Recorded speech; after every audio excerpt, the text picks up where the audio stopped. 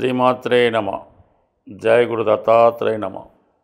ఈ వీడియోలో మనం మిథున రాశి వారికి సెప్టెంబర్ 16 టు 30వ తారీఖు మధ్యలో జరగబోయే పక్ష ఫలితాలు పరిశీలించినప్పుడు మరి మిథున రాశి వారికి ఈ వారంలో రాశ్యాధిపతి బుధుడు చతుర్థ స్థానంలో ఉచ్చ స్థానంలోకి రావడం వల్ల ఆల్రెడీ రవితో కలిసి ఏర్పడినటువంటి ఈ నిపుణ యోగం ఈ రాశి వారికి వారిలో ఉన్నటువంటి నైపుణ్యాన్ని చాలా వరకు ఇంప్రూవ్ చేయడం జరుగుతూ ఉంటుంది.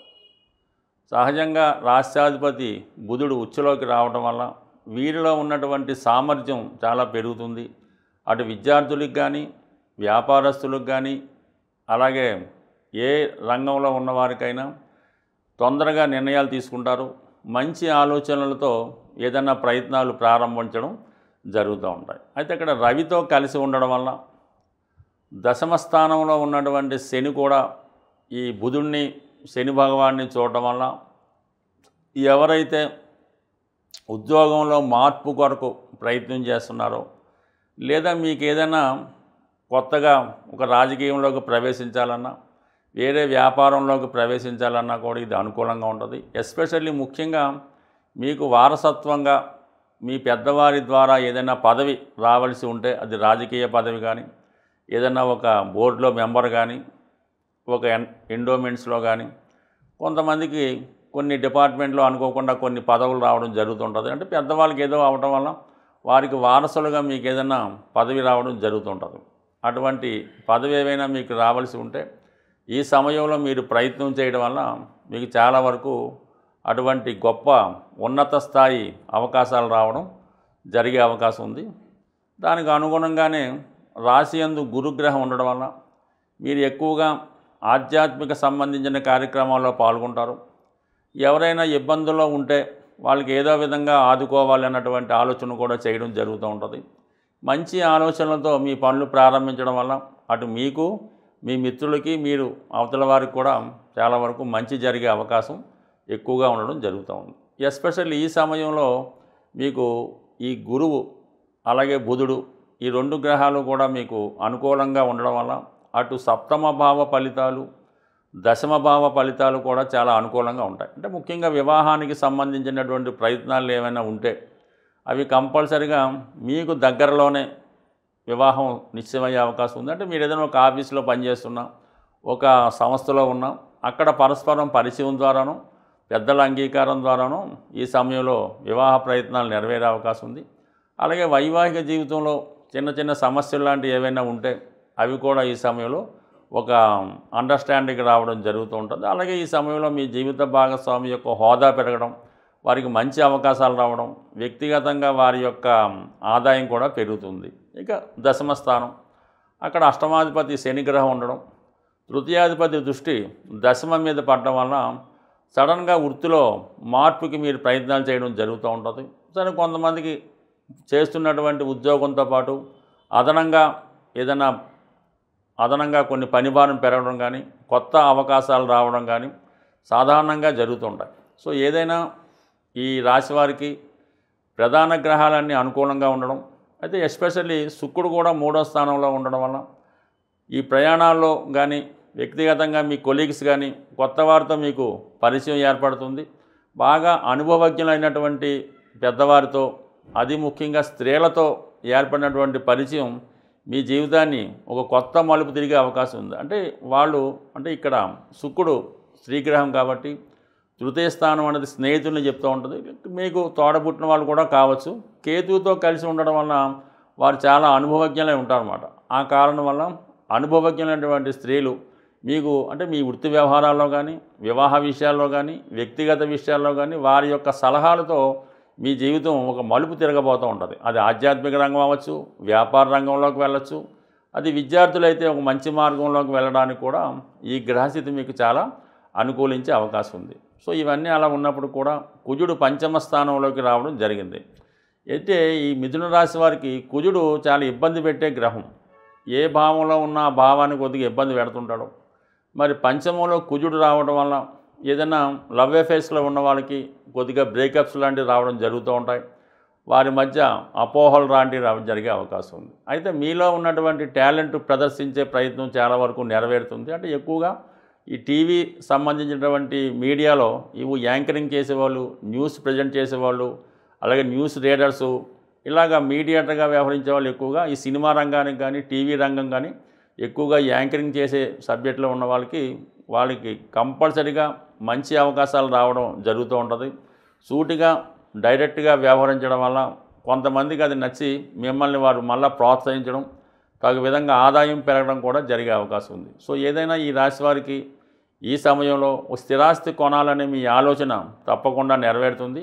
మీరు ఆ ప్రయత్నం చేసినప్పుడు ఈ సమయంలో ఏదైనా ఒక భూమో, ఒక గృహమో, ఇల్లో, స్థిరాస్తో ఏర్పరచుకుంటారు.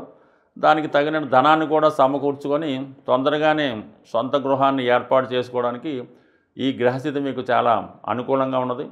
బట్ ఏదైనా ఈ మిథున రాశి వారికి ఈ రాబోయే పక్షంలో అటు విద్యార్థులకు కానీ వ్యాపారస్తులకు కానీ అందరికీ కూడా అనుకూలంగా ఉన్నది. ఇంకా వీళ్ళకి మంచి ఫలితాలు రావాలంటే ఈ హనుమాన్ అనుగ్రహం కోసం హనుమాన్ చాలీసా పారాయణ చేయడం కానీ, సుబ్రహ్మణ్య స్వామిని పూజ చేసుకోవడం వల్ల ఇంకా మంచి ఫలితాలు ఈ రాశి వారికి ఈ పక్షంలో వచ్చే అవకాశం ఉంటుంది. ఏదైనా జ్యోతిష శాస్త్ర ప్రకారం ముఖ్యమైనటువంటి ఉద్యోగం, పెళ్ళి, సంతానం ఇటువంటివి మనకి ఆలస్యం అవుతున్నప్పుడు కంపల్సరిగా దానికి సంబంధించినటువంటి గ్రహాలకి పరిహారం చేసుకోవాల్సి ఉంటుంది.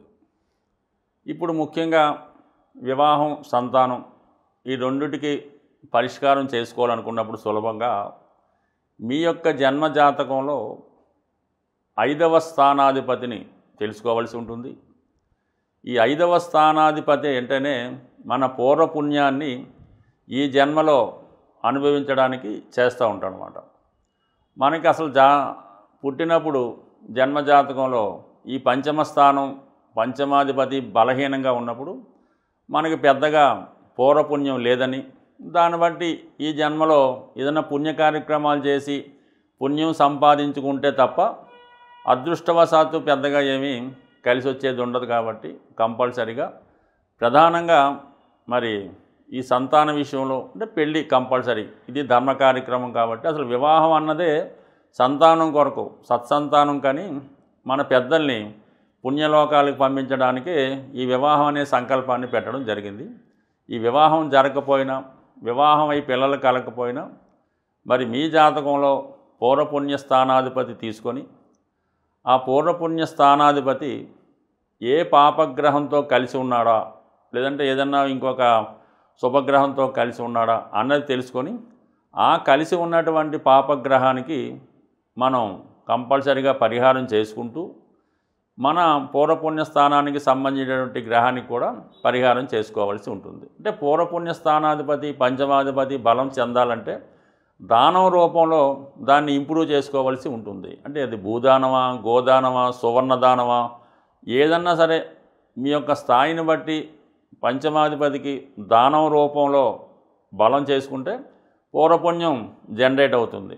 అయితే దానికి ఒక పాపగ్రహం చూసినా, ఒక పాపగ్రహం కలిసి ఉన్నా ఆ పాపగ్రహానికి పరిహారం చేయాలి. అంటే దానికి దానం రూపంలో కాకుండా ఆ గ్రహానికి జపం చేయించడం వల్ల కానీ, లేదంటే ఆ గ్రహానికి సంబంధించినటువంటి దేవతని ఆరాధించి హోమం, అంటే జపంతో పాటు జపము, దానం, తర్పణం, హోమం ఇవన్నీ చేయించుకోవడం వల్ల ఆ గ్రహం సంతృప్తి చెంది మీకు శీఘ్ర ఫలితాన్ని ఇవ్వడం జరుగుతూ ఉంటుంది. అంటే దీనికి ఇంకా సులువైన టెక్నిక్గా మనం తెలుసుకోవాలనుకుంటే ఏదైనా మనకి ఒక పాపగ్రహ ప్రభావం జలతత్వ రాశుల్లో పడినప్పుడు అభిషేకం ద్వారా, అగ్నితత్వ రాశుల్లో పడినప్పుడు హోమం ద్వారా ఈ పరిహారం చేసుకోవడం వల్ల మరింత తొందరగా ఆ పరిహారం మనకి లభించే అవకాశం ఉంది. అయితే నేను చెప్పినటువంటి ఈ రెమెడీ కొద్దిగా జ్యోతిష శాస్త్ర పరిజ్ఞానం ఉన్న వాళ్ళకి అర్థమవుతుంది. ఇక సాధారణ